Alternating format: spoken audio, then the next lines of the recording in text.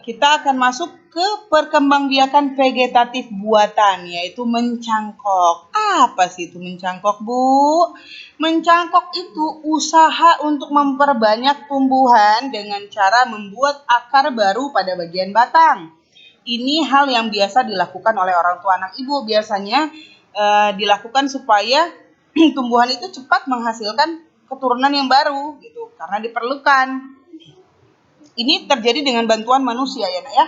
Mencangkok ini termasuk perkembangbiakan yang dibantu oleh manusia. Apa saja tanaman yang biasa dicangkok? Ada beberapa jenis. Ada tanaman buah-buahan, contohnya jambu, mangga, jeruk, dan belimbing. Sementara tanaman hias ada juga, yaitu bunga melati, bunga nusa indah, dan bunga soka. Nah, ibu bisa tanya sama orang tua. Biasanya orang tuanya mencangkok nggak di rumah? Tanaman apa yang biasa dicangkok sama umi abinya di rumah? Kemudian, apa sih syarat tumbuhan yang akan dicangkok itu? Nah, syaratnya tumbuhan itu tidak terlalu muda dan tidak terlalu tua. Berarti dia sedang-sedang aja usianya, nak ya.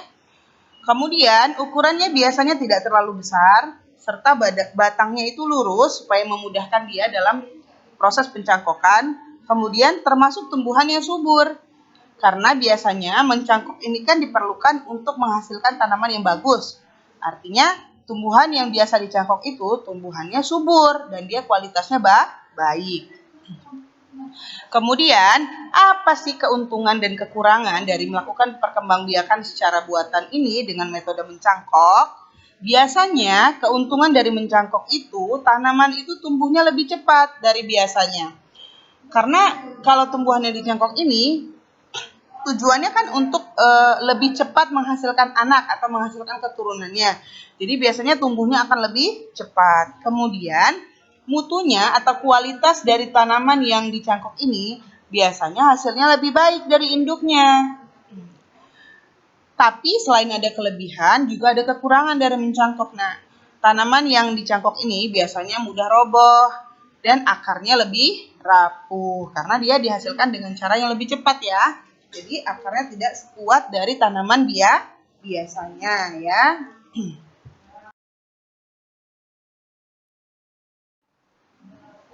Adapun yang berikutnya kita masuk ke perkembangbiakan secara generatif.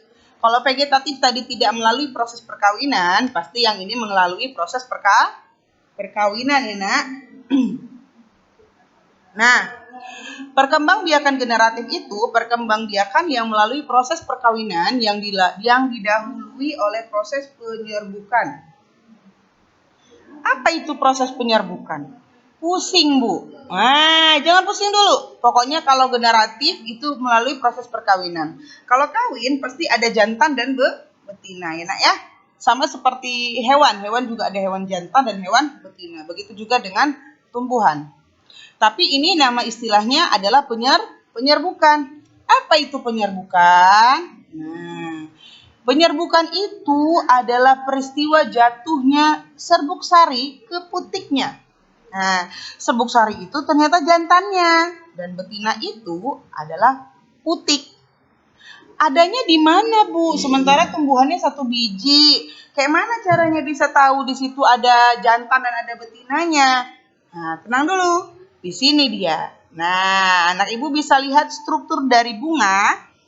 Karena tumbuhan yang mengalami proses perkawinan ini biasanya tumbuhannya berbunga. Dan di bunga itu ada jantan dan betina. Dalam satu bunga itu ada jantan, ada betinanya. Anak ibu bisa lihat, kan tadi serbuk sari tadi atau benang sari itu adalah bagian daripada yang jantannya. Nah, itu anak ibu bisa lihat nomor 4 dan nomor 5 itu kepala sari dan tangkai sari itu adalah jantannya. Sementara putiknya itu terdiri dari 3 bagian.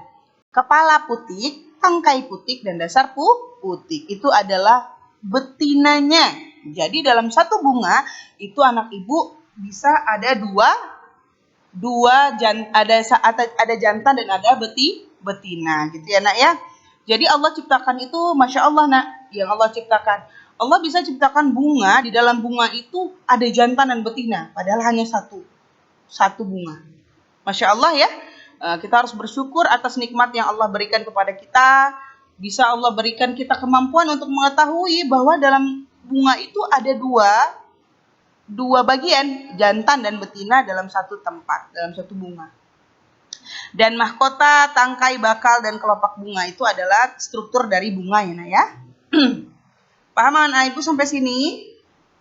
Paham lah insya Allah anak ibu pintar-pintar.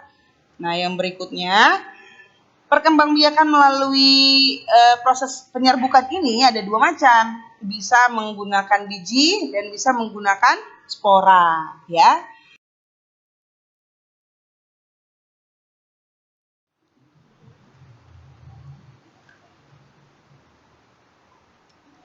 Nah, kita akan masuk ke bagian yang pertama ya, perkembangbiakan dengan biji. Karena dilalui oleh proses penyerbukan, maka akan terjadi apabila serbuk sarinya tadi jatuh ke kepala putik. Nah, penyerbukan tadi itu bisa terjadi dengan bantuan angin, air, sinar matahari, hewan, ataupun manusia.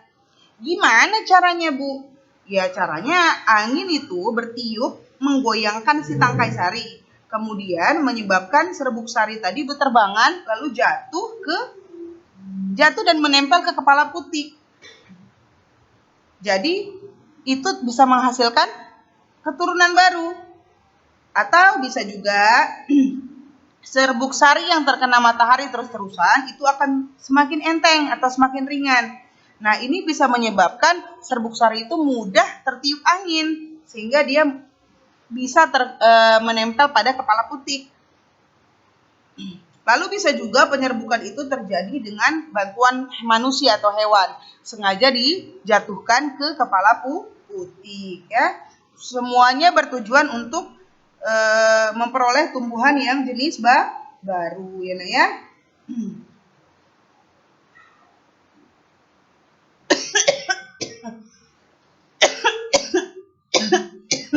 Di dalam buku tema ada ya, nah ibu bisa lihat itu tumbuhan yang berbiji itu ada di halaman berapa itu nak? Berkembangbiakan dengan tumbuhan dengan biji ada di halaman 154 ya. Di situ ada struktur-struktur dari biji ya.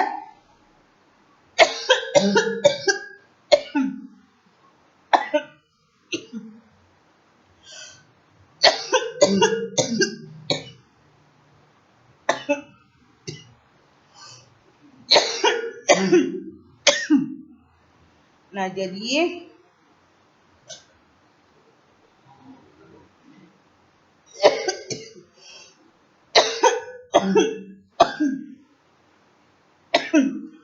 biji inilah yang akan ditanam dan dapat tumbuh menjadi tumbuhan yang baru ya nak ya.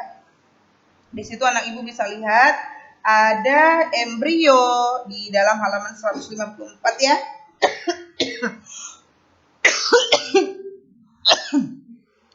Lalu tumbuhan apa yang berkembang biak dengan biji? Itu contohnya mangga, jeruk, semangka, dan rambutan. Serta salak ya nak. Adapun beberapa contoh ya, anak ibu bisa lihat. Ibu akan terangkan siklus yang ada pada halaman 155 ya.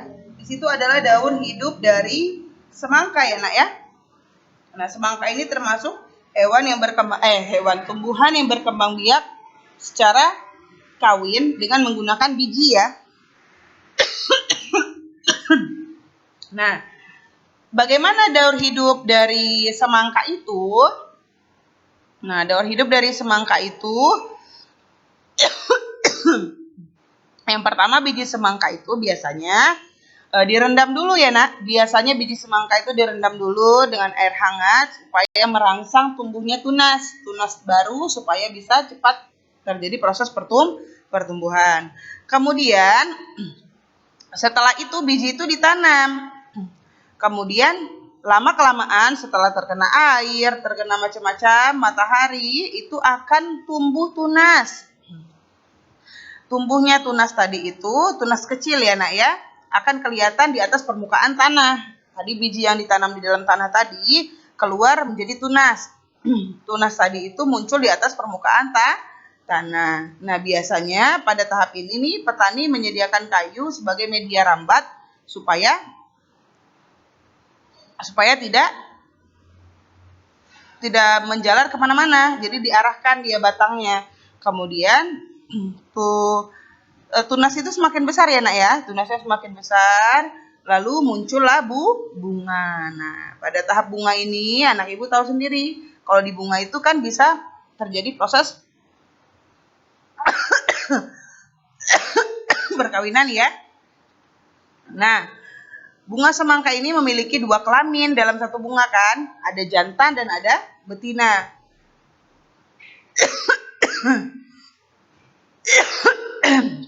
Dan bunga dari semangka ini biasanya ukurannya besar dan warnanya kuning mencolok. Lalu bunga semangka itu semakin lama semakin besar dan membentuk buah.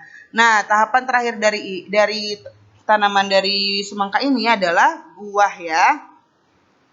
Nah, buah semangka itu awalnya cuma sebesar bola ya, biasanya bola bekel gitu anak ibu ya, sebesar bola bekel. Kemudian tumbuh hingga mencapai seperti bola basket yang kayak biasa anak ibu beli.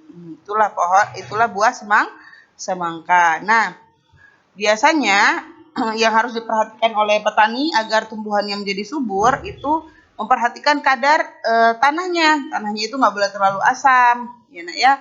Soalnya biasanya dikasih pupuk ya nak, supaya tumbuhannya tumbuh subur. Paham ya nak? Ini termasuk salah satu contoh dari perkembangbiakan tumbuhan yang menggunakan biji. Ini Ibu contohkan semangka ya, karena ada di halaman 155. Ada lagi yang berkembang biak menggunakan spora. Jadi selain menggunakan biji, tumbuhan yang berkembang biak secara kawin tadi itu bisa menggunakan spora. Nah, spora itu apa?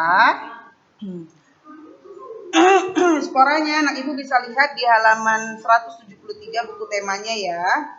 Dilihat halaman 173 buku temanya. Sudah dibuka?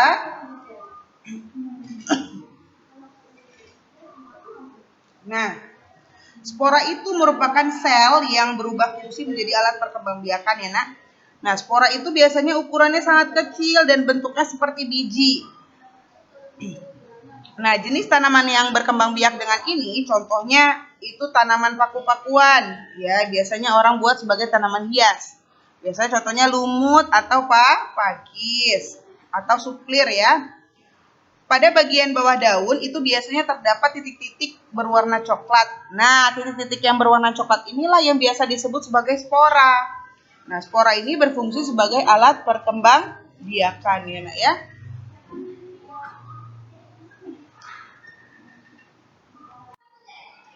Nah, spora ini biasanya untuk melihat lebih jelas biasanya menggunakan mikroskop karena dia sangat kecil ya nak.